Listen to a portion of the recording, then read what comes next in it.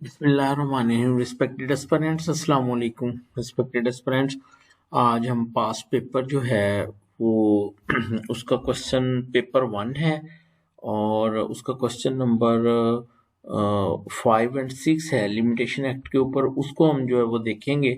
बहुत इंपॉर्टेंट है, एग्जाम में बार बार आ रहा है, तो इसको हम ज़रा डिटेल के साथ जो है वो हम लोग जो है इसको जो है वो गो थ्रू करेंगे और इसको जो है वो हम लोग देखेंगे। अच्छा जी, अच्छा इसमें क्वेश्चन देखें।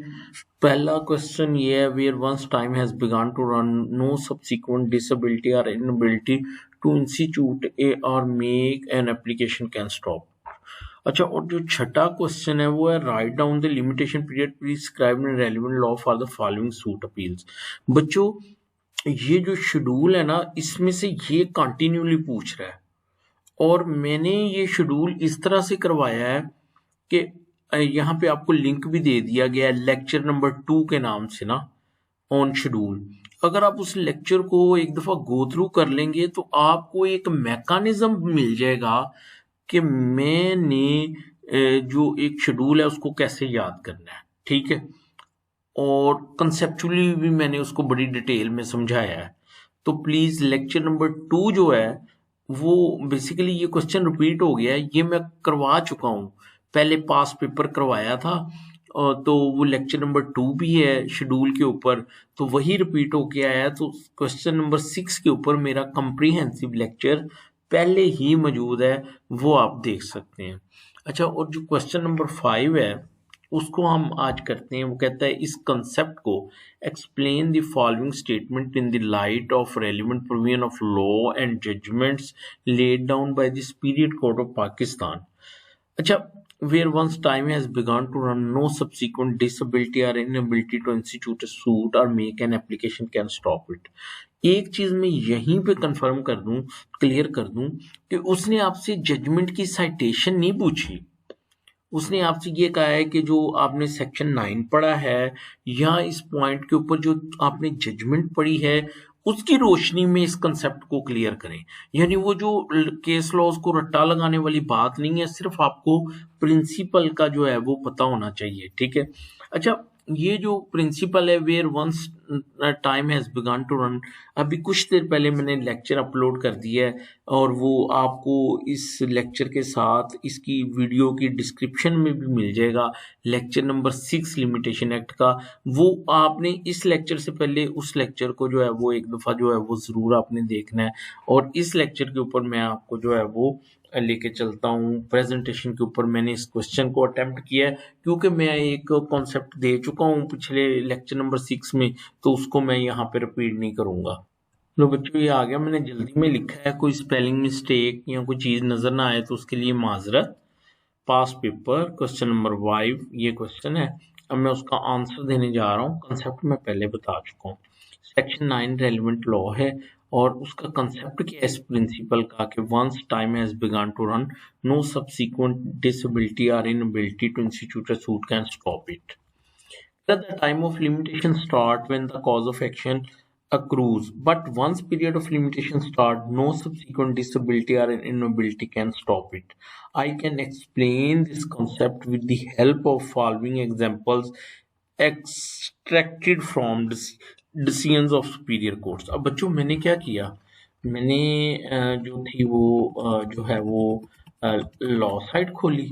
ठीक है, उस लॉ साइट पे मैंने डिसेबिलिटी और सेक्शन 9 के ऊपर 2-4 जजमेंट देखी 2 मिनट के ऊपर, क्योंकि सारी तो नहीं पढ़ी जा सकती। स्मार्ट स्टडी तो यही है ना कि बस 2 मिनट में काम किया और आगे चले। उसके बाद मैंने उनको क्या किया, एक वर्ड की फाइल में ले आया और उसमें ये मैंने आपको मटेरियल दे दिया है। ठीक है, और मैं आपको कहूँगा आप ना, मुझे मेरा दिल कहता है ये क्वेश्चन दोबारा आ सकता है, तो आप ये बेशक जजमेंट कोई कोट करके भी ना, इसमें एक जगह पे सुप्रीम कोर्ट की जजमेंट का हवाला है, पेज 1 है, वो याद भी बड़ा इजीली हो जाएगी। सुप्रीम कोर्ट की जजमेंट का हवाला है जहाँ पे पेज 1 का जिक्र है, इधर ही कहीं पे ये जो आपको दी है ना, इन्हीं में है। अगर वो सेक्शन 9 के ऊपर है तो आपको वो जजमेंट जो है वो बड़ी जल्दी जो है वो याद हो जाएगी। ठीक है, एनी हाउ इनमें से कोई जजमेंट भी आप, मैं इसलिए कह रहा हूँ कि ये क्वेश्चन बार बार रिपीट हो रहे हैं, तो ये वाला क्वेश्चन मेरा दिल कहता है सेक्शन 9 वाला जो है वो दोबारा आएगा। ठीक है, अब मैंने उन्हीं एग्जाम्पल्स जो जजमेंट पढ़ी उनमें से एग्जाम्पल्स निकाली हैं क्या, सुनते जाइएगा। Limitation to institute a suit for recovery of debt is 3 years। ठीक है, मानता हूँ। Suppose cause of action instituted to institute a suit was accrued on a on 1/1/2010 को उसको काज ऑफ एक्शन अक्रू हो गया कि वो 3 साल के अंदर अंदर क्या करे, दावा करे किसका, रिकवरी ऑफ डेट का। Instituted first suit of recovery of loan on 1/1/2011, उसने 1 साल के बाद दावा किया, वो कर सकता था, वो कर सकता था। Later on a withdraw suit with permission to file fresh one, बाद में उसने वो वाला दावा जो है 1/1/2012 को वापस ले लिया, यानी उसको काज ऑफ एक्शन अक्रू हुआ 2010 को। ठीक है, उसने दावा किया 2011 को और वापस ले लिया 2012 को जदीद की परमिशन के साथ, और अब उसने दावा दायर किया 2014 में। ठीक है, instituted second suit for recovery of debt. Objection was raised that the suit is time barred. Objection was taken that period between 1/1/12 to 1/1/24 be excluded while calculating period of limitation. In reply to objections, objection was taken. अब वो party जो जिसका दावा time barred है वो कह रही है जी कि वो पीरियड जिस दौरान में मैं सेकंड सूट नहीं कर सका उसको एक्सक्लूड करे। तो उसकी ये प्ली जो थी वो क्या कर दी गई, रिजेक्ट कर दी गई। किस बुनियाद के ऊपर के that the time once time began to run it can not be stopped. तो बच्चों आपको ये एग्जाम्पल समझ आई है कि उसने बीच में से अपना दावा वापस ले लिया था और फ्रेश कर लिया था। ठीक है, दोबारा किया था। अब उसका काज ऑफ एक्शन तो 2010 से क्रू हुआ था, तो वो उसने उसका लिमिट बीच में कोई भी, चाहे उसने दावा वापस लिया दोबारा दायर किया, वो वाला पीरियड जो है वो एक्सक्लूड नहीं होना। ठीक है, बेशक ये एग्जांपल आप ना लिखिएगा, मैंने 4-5 एग्जांपल दी है, आपने एक लिखनी है पेपर में ना। अच्छा, एक और एग्जांपल कहता है limitation to institute suit for recovery of possession is 12 years। 12 साल होता है ना एक दावा पोजेशन का करने के लिए। A suit instituted suit for recovery of possession after 15 years। लेकिन जो ए था उसने 12 के बजाय 15 साल बाद दावा किया। ठीक है, of cause after 15 years of accrual of cause of action on the ground that other parties suit for declaration in respect of the same suit property remained pending for 15 years. So after dismissal of suit I have instituted the suit for recovery of possession। उसका कहना ये था कि जैसे चूंकि उनका दावा चल रहा था तो मैंने कहा अब लिटिगेशन चल रही है, पहले इसका तो फैसला हो जाए, तो मैं इसके फैसले के फौरन बाद मैंने दावा कर दिया है। तो क्या कहा गया, so after dismissal of the suit I have instituted the suit for recovery of possession। Said plea was rejected and suit was dismissed being barred by law on the principle that once time has begun to run no subsequent disability or inability can stop it। अगर वो दावा था भी तो वो आप पे बार नहीं था, आपने अपना दावा दायर करना था। एक और example, A was bound to institute a suit for declaration on the basis of a gift deed। ये बड़ी मजेदार एग्जांपल है। A was bound to institute a suit for declaration on the basis of a gift deed within 6 years from the date of accruing cause of action, but he instituted suit after a period of 20 years on the ground that A lost the gift deed and instituted the suit immediately after founding the same। ठीक है, said plea was rejected on the ground that once limitation start to run it cannot be stopped। देखो, अगर तुम्हारी gift deed गुम गई थी तो तुम कोर्ट को आके बता दो कि जी दावा मैंने कर दिया, गिफ्ट डीड गुम गई, हो सकता है कोर्ट आपको सेकेंडरी एविडेंस की इजाजत दे दे। ठीक है, लेकिन ये कोई प्ली नहीं थी कि जनाब वो गुम गई थी तो मैं भी चुप करके बैठ गया था। एक और example, a suit was instituted and it was barred by 1 month। A plea was taken that 1 month of summer vacation, August, may kindly be excluded while calculating period of limitation। Plea was rejected on the ground that Section 4 Limitation Act Cat applies only when courts were closed on the last day of expiry of limitation period, but suit is not instituted immediately after opening of the courts. क्या मतलब, उसने कहा जी कि ठीक है मेरा 1 महीना है ना, तो 1 महीना मेरा टाइम बार्ड है, तो जो कोर्ट की छुट्टियां थी आप वो भी 1 महीना जो है एक्सक्लूड करें। तो कोर्ट ने कहा नहीं, अगर तो तुम्हारी एक्सपायरी जो है वो समर वेकेशन की इमीडिएटली जब वो लास्ट छुट्टी थी, यानी वो अगस्त के अंदर समर वेकेशन के अंदर तुम्हारी अगर वो आ जाती एक्सपायरी डेट लिमिटेशन की, तो फिर तुम इमीडिएटली करते। लेकिन अब तो मसलन आप दिसंबर में दावा कर रहे हो और छुट्टियां अगस्त में थी, तो अगस्त से मुराद ये है कि आप 1 सितंबर को कर लेते, लेकिन आपने नहीं किया, तो लिहाजा अब आप सेक्शन 4 का सहारा जो है वो नहीं ले सकते। होप के जो मैं बात समझाना चाहता हूँ आपको समझ आ गई, ठीक है। सेक्शन 9 के एसेंशियल क्या है? Once time began to run, ठीक है ना।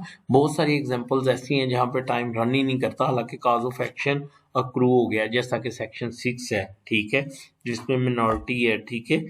तो ये है कि जब एक दफा टाइम रन होगा तो सेक्शन 9 अप्लाई होगा। Section 9 does not apply where the time does not begin to run. For example section 6 where time does not begin to run till the cessation of disability, but once time begin to run, section 9 come into play.